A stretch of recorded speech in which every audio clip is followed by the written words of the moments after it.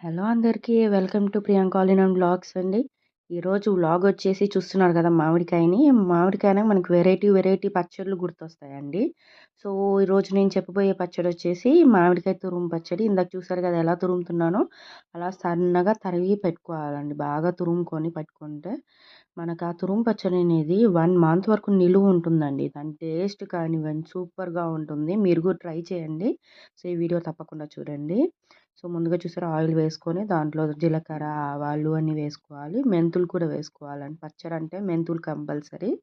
And నేను ఇక్కడ మిరపకాయలు యాడ్ చేస్తున్నాను. నాకు మిరపకాయలు అనేది నంచుకోవడానికి ఉంటుంది కాబట్టి మరిన్ని యాడ్ చేస్తానండి. ఎప్పుడైనా పచ్చళ్ళల్లో మిరపకాయలు ఎక్కువ వేసుకుంటే మనకేంటంటే పెరుగులో కానీ దేంట్లోకి నంచుకోవడానికి బాగుంటుందండి.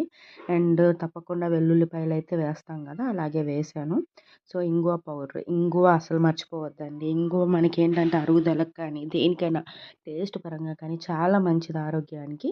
సో, అది ఫ్రై అయ్యాక చూడండి ఎలా ఫ్రై చేస్తున్నాను. ఫ్రై అయ్యాక దాంట్లో పసుపు కొంచెం వేసుకొని బాగా ఫ్రై చేసేసుకోవాలి. ఇప్పుడు మనం ఏంటంటే దీనికి ముందుగా మనము ఎండుమిరపకాయలు కానీ మెంతులు, ఎండుమిరపకాయలు, ధనియాలు ఇవన్నీ కూడా డీప్ ఫ్రై చేసుకోవాలి. అంటే జస్ట్ ఆయిల్ వేయకుండా ఫ్రై చేసుకొని దాన్ని పొడి చేసి పెట్టుకోవాలండి. ఈ పొడి అనేది నేను నీకు వీడియోలో చూపియలేదు. సో, నేనైతే ఆల్రెడీ చేసి పెట్టేసున్నాను. మిరపకాయలు ఇంకా ధనియాలండి. ఇవి 2 కూడా మనం మామూలుగా ఫ్రై చేసి పొడేసి పెట్టుకోవాలి.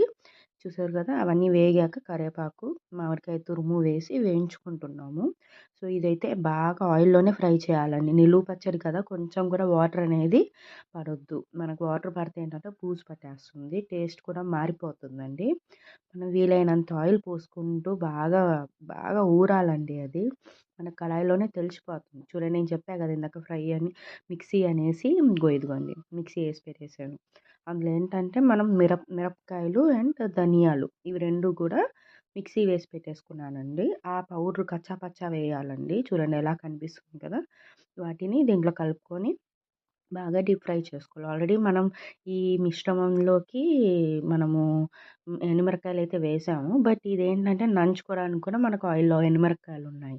సో, అది టేస్ట్ అనేది చాలా చాలా చాలా టేస్టీగా ఉంటుంది. ఇలా ఎప్పుడు ట్రై చేసుండరు. మీరు కూడా చూడండి. కొద్దిగా ఆయిల్ పోసుకుంటూ మనము ఫ్రై చేసుకుంటే ఏంటంటే అది స్లోగా ఉడుకుతా ఉంటుందండి. బాగా కలపెట్టుకుంటా ఉండాలి. ఎందుకంటే అడుగంటకుండా మనం ఫ్రై చేసుకుంటున్నాం. మనం ఓన్లీ ఆయిల్‌తో కదండీ. సో, కళాయికి మనకేంటంటే ఆయిల్ అనేది మనకు అడుగంటుకుంటా ఉంటుంది కాబట్టి కలుపుతూ ఉండాలి. మనం సాల్ట్ సరిపడా వేసుకోవాలి. సాల్ట్ కూడా అండి మనము కల్లుప్పు వేసుకోవట్లేదు ఇక్కడ. మామూలు సాల్టే వేస్తున్నాము. ఎందుకంటే కల్లుప్పు అంటే కొంచెం ఊరడానికి లేట్ అవుతుంది. సో, ఇదేంటంటే డైరెక్ట్ మనం ఇది ఉడకడం రైస్‌లో వేసుకొని తినేయొచ్చండి. అట్లా అనమాట. సో, మన రోటి పచ్చడి టైపు. సో, నేను సాల్ట్ అనేది వేసుకున్నాను. చూసుకోండి మీరు ఒకసారి కొద్దిగా నోట్లో వేసుకొని చూస్తే సాల్ట్ అనేది తెలుస్తుంది.